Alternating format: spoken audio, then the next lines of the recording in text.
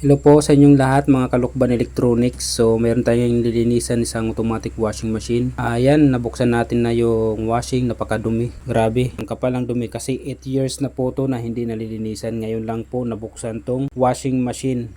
Nung nabuksan po namin tong washing, grabe. Ang sabi ng may-ari, grabe ganito pala kadumi yung washing niya. At makikita nyo naman po sa video at grabe parang alam mo parang kalawang. Pero hindi po yung kalawang. Mga sabon po yan na tumigas, mga himulmul ng mga damit, nagsama-sama na po dyan. Kaya yung mapapansin nyo po yung ating mga nilabhan, magtataka ka, may mga dumi, lalo pag puti ang damit nyo na nilabhan, may mga kasama mga dumi na hindi mo maintindihan kung saan galing. Ayan, so dyan po yung galing po yan ng mga dumi-dumi na yan sa ating washing. So ayan na nga, na nililinisan na po natin yung ano po niya, yung washing.